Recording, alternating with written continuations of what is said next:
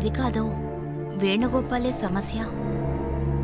ఓ 2-3 రోజులు గొడవకొస్తాడు. మీరందరూ కొంచెం అడ్జస్ట్ అవ్వండి.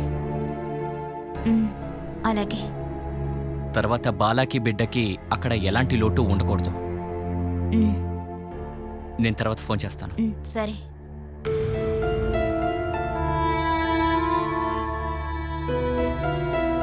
బాలా, ఇక్కడ ఎవరికి ఏ ఇబ్బంది అయినా సరే వేణుగోపాల్ ఇక్కడి నుంచి తీసుకెళ్లే వరకు మేమిక్కడి నుంచి వెళ్ళాం.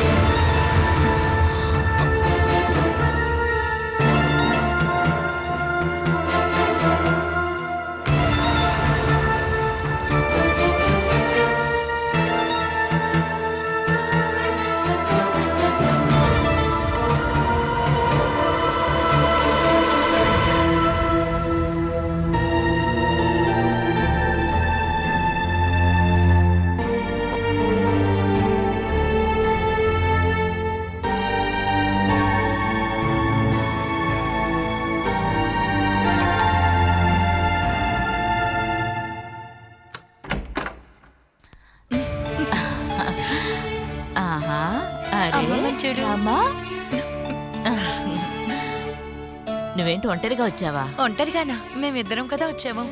నేను మీ ఆయన గురించి అడుగుతున్నాను. బాబోయ్, సౌత్ ఇండియాలోనే బిజియెస్ట్ బిజినెస్ మ్యాన్ ఆయన. ఎప్పుడు చూడు నాకు డ్రైవర్ గా పనిచేస్తామంటావా? పద.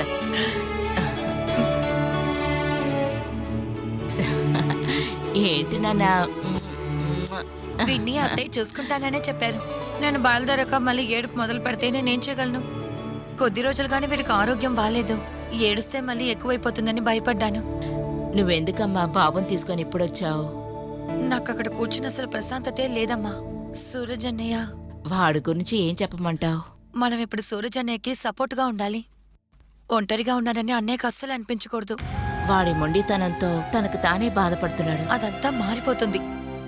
మనమే దాన్ని మార్చాలి.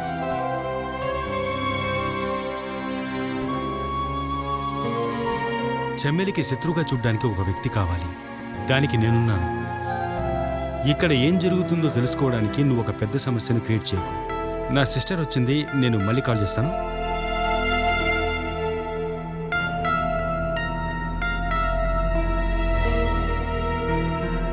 పోయినసారి వచ్చినప్పుడు ఆర్కే ఉన్నారు కాబట్టి నేనేవి మీతో మాట్లాడలేకపోయాను. నా జీవితంలో అంతగా మాట్లాడడానికి ఏముంది చెప్పు? మీరిలా జీవితాన్ని పోగొట్టుకున్నట్టు మాట్లాడకండి అన్నయ్యా. మీరిలా ఉండడమే మాకు కష్టంగా ఉంది. మరిక నేనేం చెప్పాలి? బాలాని వద్దు అని చెప్పినప్పటి నుంచి మొదలైంది వేదన. ఇదిగో ఇప్పుడు కూడా కొనసాగుతూనే ఉంది. నేను విషయం అడగనా? నీ బిడ్డను ఆర్కే దగ్గర నుంచి విడదీయడం నీ వల్ల అవుతుందా? ఎందుకు ఇలా మాట్లాడుతున్నా? నేనెప్పటికీ అలాగా ఆలోచించలేను. ఎందుకలా చెప్పు? నా కొడుకుకి తండ్రి ఆర్కేనే కదన్నయ్య. మీరెందుకన్నయ్య ఇలా మాట్లాడుతున్నారు? ఒకవేళ అలా జరిగితే ఆర్కే అనుభవించే వేదన నీకు అర్థమవుతుంది. ఇప్పుడు నేను అనుభవిస్తుంది కూడా అదే కదా ప్రీతి. నా బిడ్డ మొహం చూసి ఎంతకాలం అయిందో తెలుసా?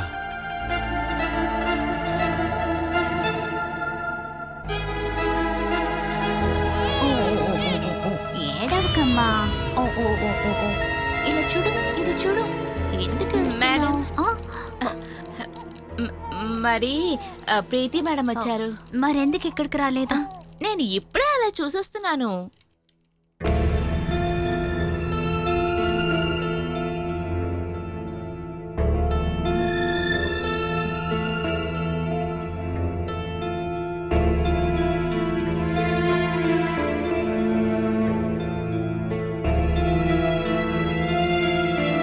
ఎందుకన్నయ్య అక్కడే నించుని పోయాం? లోపలికి రా.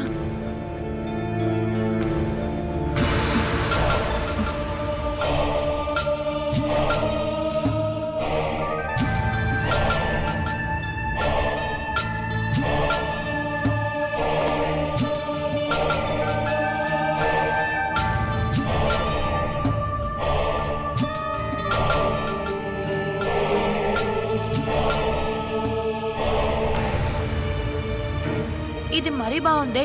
నేను చెప్తే గాని సూరజ్ అన్నయ్య తన భార్యని పాపని చూడ్డానికి రావాలా ఏంటి? లోపలికి రాకూడదు. ఈ రూమ్కి రాకూడదని నేను చెప్పాను కదా. ఇక్కడి నుంచి బయటికి వెళ్ళు. లాలి, వెళ్ళమని చెప్పు. నేను ఎలా మేడం? ప్రీతి, నువ్వే తీసుకొచ్చావా? ఎందుకు చెమ్మేలి శత్రువులా మాట్లాడుతున్నా? నువ్వే ఆయన ఇక్కడికి తీసుకొచ్చేవా అని అడిగాను. లేదు. బయటికి వెళ్ళండి. నాకు ఇష్టం లేని ఎవరు ఇక్కడ ఉండక్కర్లేదు. బయటికి వెళ్ళండి. చెమ్మేలి కొంచెం ఊరుకో ప్లీజ్. ఈయన ఇక్కడి నుంచి వెళ్ళమను ప్రీతి. వెళ్ళవు కదూ, నిన్నే కదా ఇక్కడి నుంచి వెళ్ళమంటున్నారు.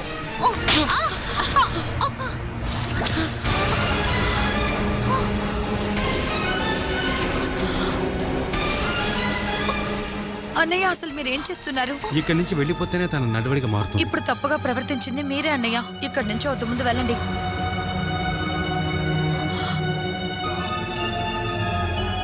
అమ్మా సూరజ్ నేను తీసుకువెళ్ళాం. రా బాబు.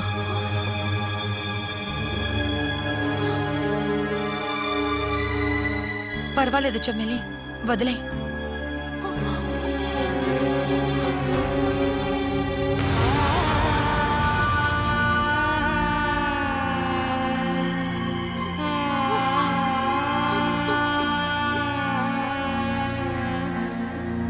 చెమ్మేలి, ప్రీతి, వీళ్ళందరూ కలిసి నా బిడ్డని చంపేస్తారు. అలాంటిది అసలు ఏమీ జరగదు. చంపేస్తారు.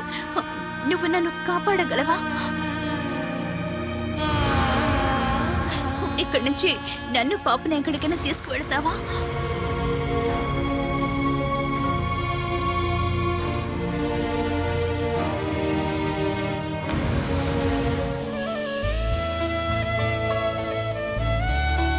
అమ్మ బంగారు తల్లివి కదా, ఏడవకుండా ఇక్కడే ఉండాలి. ఈలోగా అమ్మ వేడినీళ్ళు తీసుకొస్తాను. చెయ్యి సరిగ్గా చూపించొచ్చుగా. అమ్మ బంగారం మంచి బిడ్డగా ఇక్కడుండాలి. అప్పుడే అమ్మ వెళ్ళగలను. మన స్నానం చేయాలి కదా. నువ్వు బంగారు తల్లివి కదా, ఏడవకుండా చక్కగా నిద్రపోవాలి, సరేనా? అమ్మ కాస్త పని చూసుకొని వెంటనే వచ్చేస్తాను. అమ్మ కావాలని ఏడవకుండా ఉంటావు కదా. రా రామా. ఓ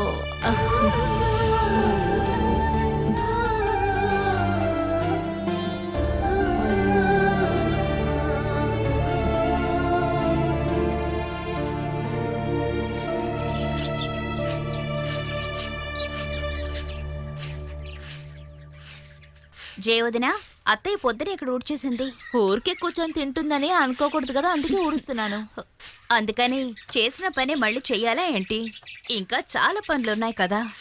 బట్టలు ఉతకచ్చు, అంట్లు తోవచ్చు, మాప్ పెట్టచ్చు.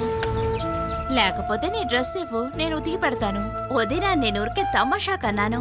ఎందుకు సీరియస్ గా తీసుకుంటున్నారు? నేనిక్కడ ఉండటం నీకేమైనా ఇబ్బందిగా ఉందా? నాకెందుకు ఇబ్బందిగా ఉంటుంది? ఈ ఇంట్లో మీకు కూడా హక్కు ఉంది కదా. మీకు మాత్రం కాదు వదినా, బాలకి, తన బిడ్డకి, తన భర్తకి కూడా ఈ ఇంట్లో హక్కుంది. హక్కు విషయంలో నేనే కదా వదిన జూనియర్ని. హరి లేనందువల్ల ఆ స్థానంలో ఉండి మీ అందర్నీ చూసుకోవాల్సిన బాధ్యత నాకుంది. అందువల్ల మీకు బాలకి ఏదైనా కష్టం ఉందా అని నేనే కదా తెలుసుకోవాలి. నీ మనసులో కోపం ఉందన్న విషయం తెలుసు. కోపం వచ్చినప్పుడల్లా ఏదో ఒకటి అంటున్నానని మీరు అనుకోకముందే నేనిక్కడి నుండి వెళ్ళిపోతాను. కానీ నాకు కాస్త సమయం కావాలి. నా కూతురు నా దగ్గరికి రావాలి. అదయ్యాక కొన్ని మాటలతో పరిష్కరించాల్సినవి ఉన్నాయి. నేను నీకు భారంగా ఉంటానని నువ్వు అనుకోకు, కానీ బాల అలాంటిది కాదు. తను తన బిడ్డ ఈ కుటుంబానికి నీకు ఎప్పటికీ భారంగానే ఉంటుంది. వేణు తిరిగొస్తాడని నువ్వు అనుకుంటున్నావా? దాన్ని ఇక్కడికి తీసుకొచ్చి వదిలేసి వెళ్ళిపోయాడు. బాలాతో ఉన్న అవసరాలన్నీ తీరిపోయాయి. ఇక తిరిగి కూడా చూడడు. హరికి మాత్రం బాల అంటే కాస్త సెంటిమెంట్ ఎక్కువే.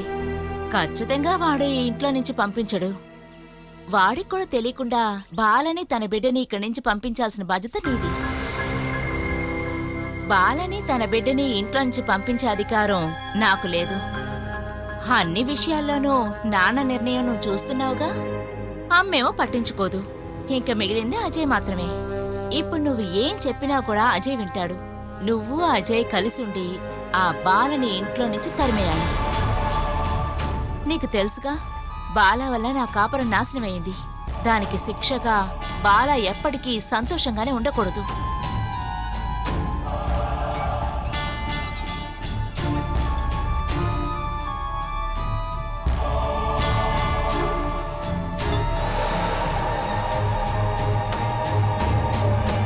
ఏంటి ఇద్దరు ఇక్కడున్నారు? మళ్ళీ ఏదైనా ప్రాబ్లం చేశాడా? అదంతా ఏం లేదు. అవును, మీరెక్కడికి వెళ్ళొస్తున్నారు? ఇక్కడ ఇద్దరు మగాళ్ళు ఉన్నా ఏంటి ప్రయోజనం? ప్రొవిషన్స్ తీసుకురావడానికి మనమే కదా వెళ్ళాలి. అందుకే నేనే వెళ్ళి తీసుకొచ్చాను. మీ అల్లుడు తీసుకొచ్చినవన్నీ అంతలోనే అయిపోయాయా? మీరు కోప్పడకండి అత్తయ్యా. ఆ ఇబ్బంది ఇంకొన్నాళ్ళకు ఉండదనే నాకు అనిపిస్తోంది. తల్లి బిడ్డల్ని ఇక్కడ పంపించేసి వాడు వెళ్ళిపోయాడు. వేణుగోపాల్ ఇంకొన్నాళ్ళకి రాడని వదినంటోంది. మరి బాల పాప?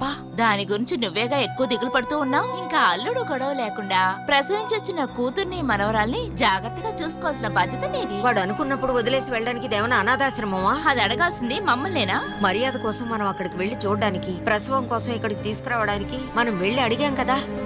ఆ రోజు తనే మనల్ని అవమానించింది. తర్వాత సిగ్గనేది లేకుండా వాడు తీసుకొస్తే ఇక్కడికి వచ్చి కూర్చుంది. మనం ఏమన్నా అన్నామా? అది వేణుకు భయపడే కదా అత్తయ్యా. ఈ ఇంటి ఆడబిడ్డ కాబట్టి ఎప్పుడైనా రావచ్చు వెళ్ళొచ్చు. కానీ శాశ్వతంగా ఉంటానంటే నేను వదిలిపెట్టను. ఇప్పుడు హరికంటూ ఒక కుటుంబం ఉంది. రేపు అజయ్ కూడా ఒక కుటుంబం వస్తుంది. వాళ్ళకి అడ్డుగా తను పాప ఇక్కడ ఉండకూడదు. అయితే బాలకి ఈ విషయం గురించి మీరే చెప్పండి అత్తయ్య. చెప్పడానికి నాకేం భయం లేదు. అతను ఇక్కడికి వస్తాడో లేదో చూద్దాం. వేణు బాలని పాపని ఇక్కడ వదిలిపెట్టి వెళ్ళాడంటే ఇంకా చెప్పాలంటే 2 రోజులు. అంతకు ముందే మనం ఒక ముగింపు చెప్పాలి.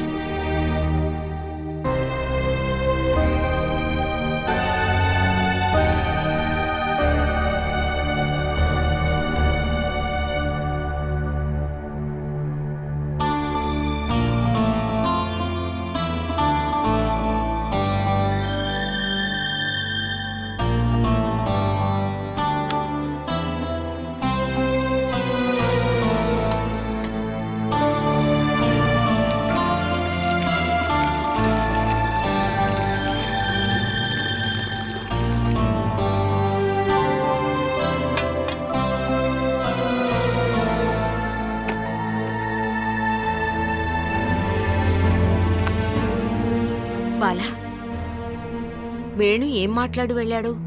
ఎప్పుడు వచ్చేటప్పుడు వెళ్ళేటప్పుడు నాకేమీ చెప్పరు. బాలా, నీకేం తెలియనట్టు మాట్లాడుకో. నిన్ను పాపని శాశ్వతంగా వదిలేసి వెళ్ళాడా అని అడుగుతున్నాను. వెళ్ళుంటే ఇప్పుడే నువ్వు పాపని తీసుకుని నాతో పాటు రావాలి. ఎక్కడికి? వేణు వాళ్ళింటికి. ఆ ఇంటికే నిన్ను పెళ్లి చేసి పంపించావు. ఇక నువ్వు బతకాల్సిందే ఆ ఇంట్లోనే.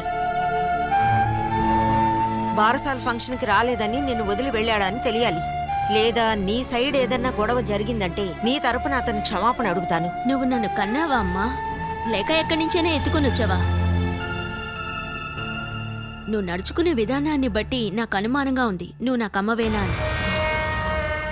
ఆడపిల్లలు కంటి తడి పెట్టుకుంటే కన్న తల్లి తట్టుకోలేదు. నా విషయంలో మాత్రం ఎందుకు నీకు మనసు కరగడం లేదు? అంతా నువ్వు చేసిన దానివల్లే. నువ్వెప్పుడైనా ప్రేమగా మాట్లాడేవా నాతో? ఎప్పుడు చూసినా నన్ను ఎదిరిస్తూనే ఉండేదానివు కదా. నన్ను పాతాళంలోకి నెట్టేశారు. ఇక నన్ను ఎలా మాట్లాడమంటావమ్మా? నువ్వు గర్భవతి అయ్యావని తెలిసాక నిన్ను తీసుకురావడానికి మేము అక్కడికి వచ్చాం కదా. కాళ్ల మీద పడినంతగా అడిగాను. వచ్చావా? రాలేదు. అది కోపం వల్ల కాదు. అక్కడ నేను జరిపించాల్సిన పోరాటం ఉంది. వేణుగోపాల్ ఒక మానసిక రోగి అని తెలిసాక నా ప్రాణాలకి భయపడి నేను ఇక్కడికి వచ్చాను కదా. ఇటువంటి మనిషితో నేను బతకలేనమ్మా అని నీతో చెప్పుకొని నేను ఏడ్చాను కదా. ఎలాగైనా నన్ను మళ్ళీ పంపించాలన్నదే నీ ఉద్దేశం. నేను గర్భిణి అని తెలిసినప్పుడు మొదట పరిగెత్తుకొచ్చింది నీ దగ్గరికేగా. వేణుగోపాల్తో బంధం తెంపుకొని ఆ బిడ్డని ప్రసవించడానికి నువ్వు నాకు తోడుంటావా అని అడిగాను కదా. ఆ రోజు నేనున్నాను అని ఒక్క మాట అనుంటే చాలు. కాని అన్నావా? అందరూ కలిసి నన్ను అక్కడికి పంపేశారు. ఆ బిడ్డని ఆయన చంపారు. ఆ బిడ్డతో సహా మీతో ప్రేమగా ఉన్న బాల కూడా చనిపోయింది. నువ్వు నా మొహం చూడమ్మా. ఆ బాలనా నేనిప్పుడు? చనిపోయి శవమైన బాల. నేనిలా అయినందుకు కారణం మీరే. నేను చనిపోయినా పర్వాలేదనుకునే మీతో నేను ఎలా ఉండాలి? ఆ రూమ్లో నిద్రపోతుందే ఒక పాప. నాకిక నా బిడ్డ మాత్రమే చాలు.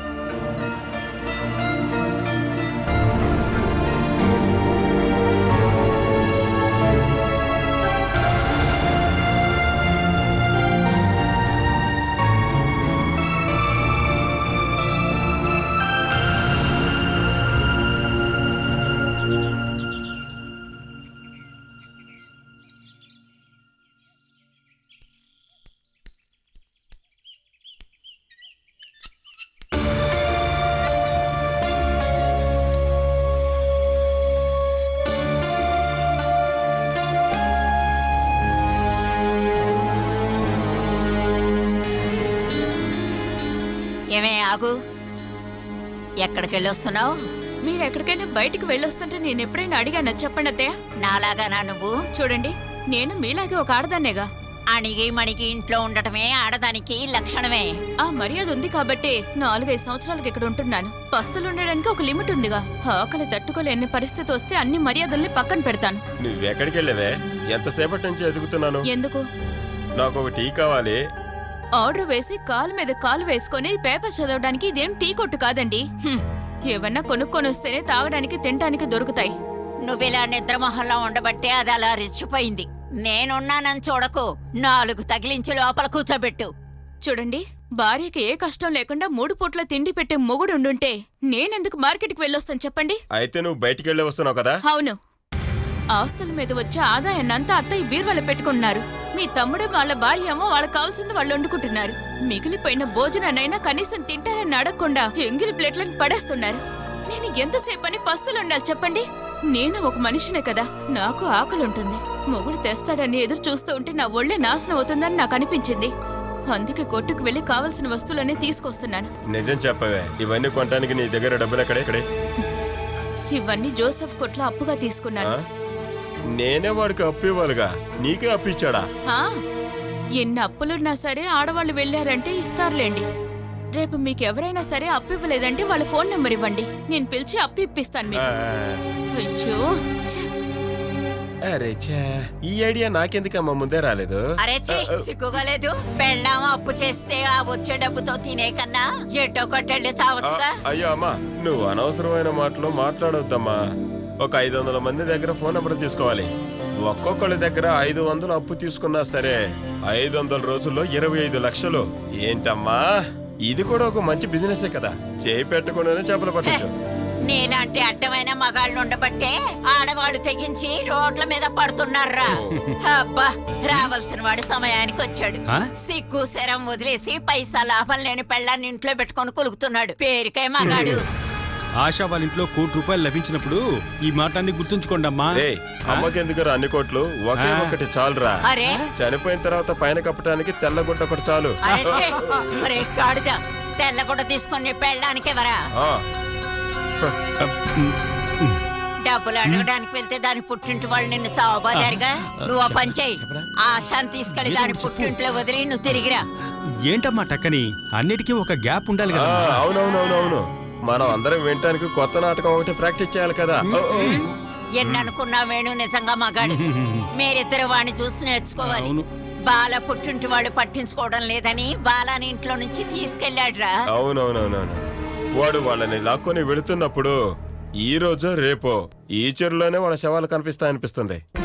ఇదంతా చేసింది నేనే అని వేణు వెళ్లి స్టేషన్ లో ఒప్పుకుంటే మనం తప్పించుకుంటాం. లేదు వాడు పారిపోయాడు అనుకోండి, మన అందరం లోపలే. అమ్మా ఏం చెప్పాడు విన్నావా? ఒరేయ్, వాడు చెప్పినట్టు ఎవరు చస్తారో చావనివ్వు. అమ్మా ఇదేంటి?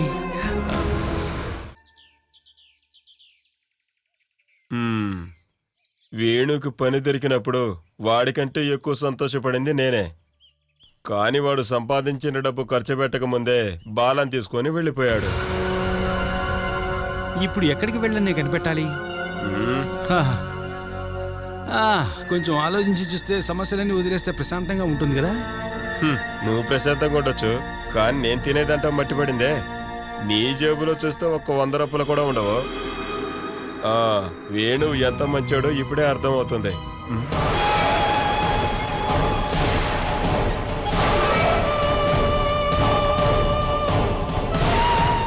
ఇదే నా ప్రపంచం. బాలనే అమ్మాయి అమ్మాయింది. ఇక నా పెద్ద బాధ్యత ఈ బిడ్డని చక్కగా పెంచడమే. తన ఒంటి మీద చిన్న గీటు కూడా పడనివ్వను నేను. నువ్వు క్షేమంగా పెంచుకో, కానీ ఈ బిడ్డ కూడా నీలానే పెరుగుతుందంటే ఇదిగో ఇలా మెడ పట్టుకుని ఈ బిడ్డని కూడా ఇలాగే చంపేస్తాను. నేనున్నంత వరకు నా బిడ్డని మీరేమీ చేయలేరు. ఒకవేళ తండ్రే కదా ఈ బిడ్డని ఏమైనా చేయొచ్చని అనుకుంటే ఆ తర్వాత మీరు ప్రాణాలతోనే ఉండరు. అయితే నువ్వు ఒంటరిగా ఈ బిడ్డని పెంచి చూపించవే. నేను పెంచుతాను. అది వేణుగోపాలే కాదు, ఎవరి సహాయం లేకుండా నేను నా బిడ్డని పెంచుతాను. అందుకు అడ్డుగా మీరు రాకుండా ఉంటే చాలు. ఈ పొగరు కోపం అంతా ఎన్నాళ్ళకి ఉంటుంది? నా బిడ్డ మీద మీరు ప్రేమ చూపించే వరకు.